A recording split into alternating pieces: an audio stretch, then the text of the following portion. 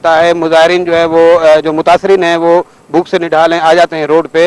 हुकूमत उनके खाने के लिए क्या, क्योंकि अभी तो क्योंकि ये रेस्क्यू का जो है अमल जारी है, उसके बाद ही रिलीफ का होगा, तो अब रेस्क्यू के दौरान जो है उनको खाने के लिए क्या सिस्टम किया जा रहा है कि उनको कोई इस किस्म की भूख की परेशानी का मतलब न हो? अब देखें, ये जो सिलसिला रेस्क्यू का रिलीफ का जो शुरू हुआ है, ये 4 तारीख से अगस्त की हम लोगों ने शुरू कर दिया। जैसे जैसे पानी बढ़ रहा था तो हमने ठट्टा, जो हमारा कॉन्स्टिट्यूंसी मेरी जो है तालका ठट्टा जो है तहसील, उसमें 1 लाख कच्चे के इलाकों को पहले हम लोगों ने सबको निकलवाया। डिस्ट्रिक्ट एडमिनिस्ट्रेशन ने, आर्मी ने हमारी हेल्प की, नेवी वालों ने, तो हम लोग इतना कामयाब हो गए थे कि अल्लाह का शुक्र था, 1 लाख से ज्यादा कच्चे के एरिया में हम लोग निकाल गए थे। तो उन लोगों को, हालांकि यहाँ पे बहुत दूर दराज में 70-80 किलोमीटर दूर भी थे कैंपों में, जैसे आपने देखा होगा, यहाँ पे जगह जगह पे वो लोग किसी कैंप में बैठने के लिए तैयार नहीं थे, फिर भी उनको पहले ड्राई राशन जितना मुनासिब हो सका हमने वो उनको मुहैया किया। उसके बाद जब, क्योंकि कराची में कुछ बीच में हंगामे हो गए थे और सिंध में भी सारा जा रहा था, स्टॉक्स कम हो गए थे, तो यहाँ पे सप्लाई भी कम हो गई थी टेंट्स और उनकी, तो उस वजह से हमने उनको पका हुआ खाना पहुंचाना शुरू कर दिया था। तो वो चीज़ अंडर कंट्रोल थी 3 दिन तक पहले तक। तो पूरा 1 लाख, उसमें 70,000-80,000 के करीब कैंप्स में मौजूद थे लोग, वो सब कुछ ठीक था। लेकिन जब से ये शगाफ पड़ा सजावल कोट आलमों की तरफ से, तो बहुत ज़्यादा एक्सोडस जो है वो लोग आए। सजावल, जैसे कि आपको शायद इल्म हो कि वो ठट्टा से तरह नीचे साइड पे है वो पूरा सब डिवीजन, तो पानी का रुख जो होता है वो हमेशा इस तरफ से ऐसे जाता है। 88 में भी पानी इसी तरफ से हुआ था शगाफ सुरजानी पे, तो उस वजह से लोग जो है वो यहाँ पे आए हैं ठट्टा में। और ठट्टा में इसलिए आए हैं कि यहाँ पे करीबी मकली की जो एक पहाड़ी पे है, तो वो लोग वहाँ पे आकर महफूज मकाम पे चले गए। तो एकदम से जो इन्फ्लक्स आया, 1.5-2 लाख वहाँ से बंदा आ गया, और उसके बाद फिर दूसरे ही रात को यहाँ ठट्टा वाला शगाफ पड़ गया, तो ठट्टे को एवेक्यूएट हमें कराना पड़ा, ठट्टा सिटी को, उसकी सराउंडिंग को। तो 1.5 लाख के करीब, 2 लाख के करीब यहाँ से आबादी निकली है, तो कुछ मकली पे गए। तो एकदम से एक दिन के अंदर अंदर आप समझ ले 3 से 4 लाख, इससे भी ज्यादा लोग जो हैं वो अपने घरों को छोड़ने पर मजबूर हो गए।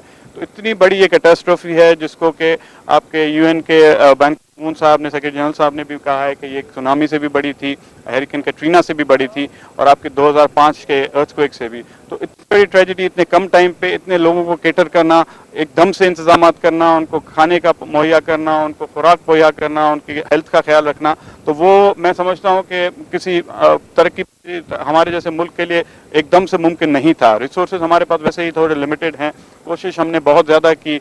सीएम साहब भी आ गए, मिर्ज़ा साहब भी फ़ौरन यहाँ पे आ गए, उन्होंने बैठ के यहाँ पे कंट्रोल संभाल लिया और काफ़ी हमारी रिलीफ के लिए ऑपरेशन शुरू हो गए। लेकिन यहाँ पे जो मकली पे लोग आए, अब वहाँ पे ज़ाहिरी बात है उनको 1.5-2 लाख को खाना पहुँचाना, ये भी एक बहुत बड़ा टास्क है, लॉजिस्टिकली भी बहुत इसमें चैलेंजेस थे। तो कोशिश जारी रही, लेकिन यहाँ पे कुछ मसले हो गए। मकली एक चोक पॉइंट बन गया। यहाँ पे आते ही, जैसे आपने खुद बताया कि लोग भूख से निढाल होकर उस पर आ रहे थे और ट्रकों और उसमें से सामान ले रहे थे, तो वो एक ऐसी सिचुएशन बन गई है हमारे लिए कि वहाँ से हम लोग किसी चीज़ को, रिलीफ को डिस्ट्रीब्यूट नहीं कर पा रहे।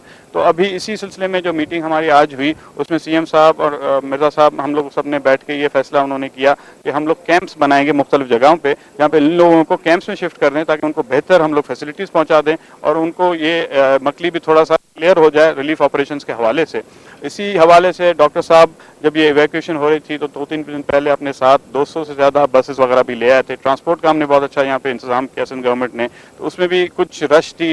दूसरा इशू सबसे बड़ा ये हो रहा है हमारे लिए कि लोग यहाँ से नकल मकानी करके आ रहे हैं, तो अपने साथ अपने माल मवेशी भी लेकर आ रहे हैं। अब ठट्टा और सजावल का लिंक जो सिर्फ एक ब्रिज है, अब वो ब्रिज पे आपके हज़ारों की तादाद में माल मवेशी आ रहे हैं वहाँ से, सजावल से। तो रिलीफ ऑपरेशन को, रेस्क्यू ऑपरेशन में हमें बेइंतहा मुश्किलात महसूस हो रही थी, क्योंकि ब्रिज बहुत ही एक चोक पॉइंट बन गया था। उसके बाद जब लोग यहाँ पे सेटल हुए, तो कोई भी किसी कैंप में जाने के लिए तैयार नहीं, हर कोई अपनी जगह पे, पूरी जगह पे फैल गए हैं, और उनके साथ मवेशी भी हैं। वो कराची में हालांकि 40,000 का रेफ्यूजीज़ के लिए कैंप बनाया गया था हंगामी बुनियादों पे, जिसमें हर किस्म की फैसिलिटी थी, लेकिन लोग यहाँ से जाने के लिए तैयार नहीं हो रहे हैं। उनमें 1-2 वजह, एक तो मवेशियों की वजह से, दूसरा उनके साथ सबसे बड़ा इशू ये है कि वो कहते हैं कि हम लोग अपने घर को यहाँ पे करीब से देख सकते हैं, महफूज मुकाम पे भी हैं, तो उनकी कोशिश ये है कि हम लोग जो है यहीं पे करीब रहें। तो इसी सिलसिले में हमारी अब यही स्ट्रेटजी है कि कैंप्स मकली पे एक जेल है, उसके बराबर में थोड़ा वहाँ पे लगाया जाए, जुंगशाई है पहाड़ी इलाका, वहाँ पे कैंप लगाया जाए, इस तरह का जिम्पीर में है वहाँ पे लगाया जाए। तो इस तरह से थोड़ा सा बड़े बड़े कैंप्स लगाए जाएँ, ताकि लोग वहाँ पे शिफ्ट हों और उनको, हमारे लिए भी, सरकार के लिए भी, हुकूमत के लिए भी आसानी हो कि उनको हर किस्म की रिलीफ गुड्स को पहुँचा सकें।